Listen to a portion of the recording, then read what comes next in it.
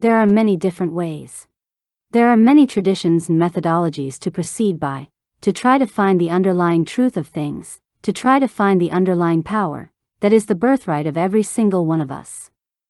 No matter what methodology you are using, as long as it feels right to you and is working for you, then use it. You can think of these methodologies as sort of like a kind of propellant, in that they can help to get you off the ground, like a rocket needs propellant to get off the ground. Just like a rocket taking off from the Earth, the amount of effort, the amount of fuel, the amount of propellant needed, is prodigious.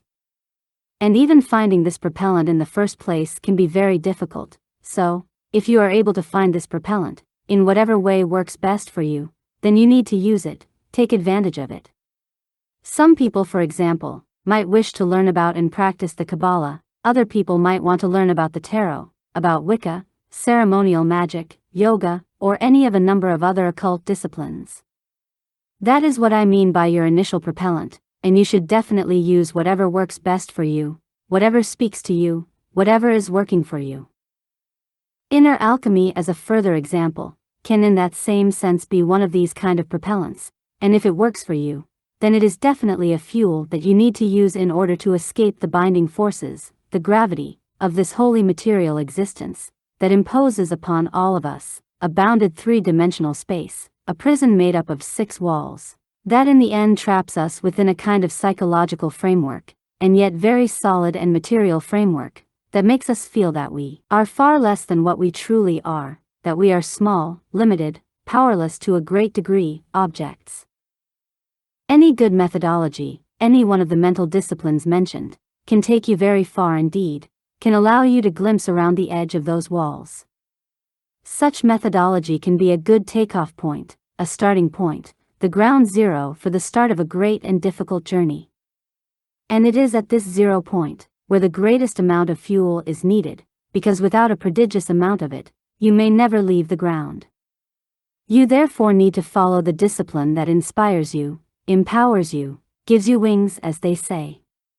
But it is very important, that as you begin your ascension, and you start to feel the incredible gravitational forces, the G-forces, pull you down, that right then and there you start to take notice, become aware of, and start to right there, counteract the potentially ensnaring forces of that fuel and the rocket itself. What I mean by this, is that whatever methodology that you use, such methodology, such mental science, whether it is inner alchemy or the Kabbalah, or whatever, can through unquestioned dogma, trap you to the rocket itself. Whatever occult discipline you follow, you can think of this discipline as that rocket, not just the fuel but also the rocket that is carrying you higher and higher beyond this purely physical dimension. This rocket is for those of us that want to go beyond the three-dimensional cube, a blessing, our great escape. This rocket can help us to get higher and higher, farther and farther, from that three-dimensional trap that we know is not the end of us.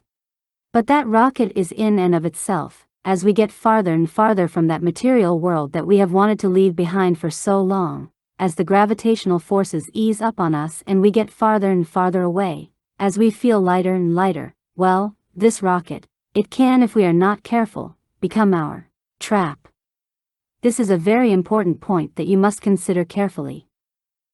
This rocket is not a material thing per se, and yet it is in its own way just as solid and potentially heavy as the earth itself.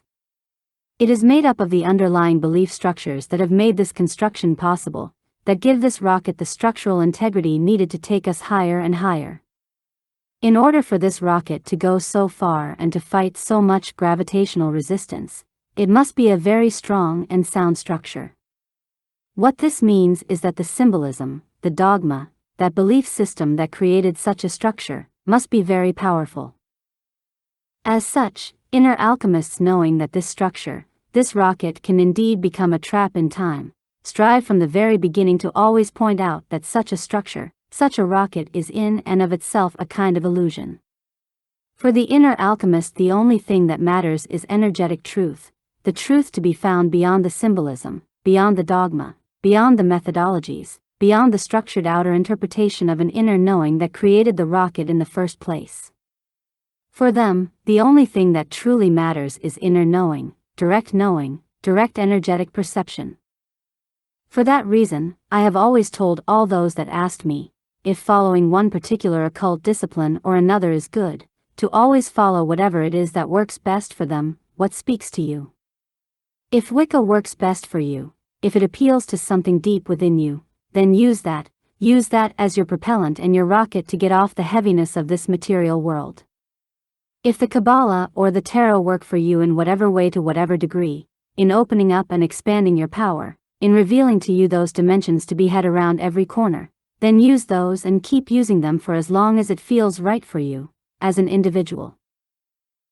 But, in accordance with the way of my current, the way of inner alchemy as it is practiced by my house, you must always strive to go beyond the belief structures that are in place to maintain the construct of whatever rocket you are using.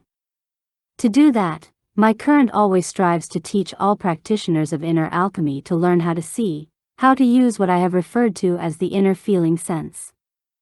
Without the ability to do this, you will just leave one trap and enter another.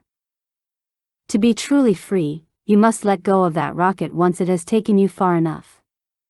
And to do that, to free yourself from all traps, you must begin to create your own maps, your own symbols if those are needed, right from the start.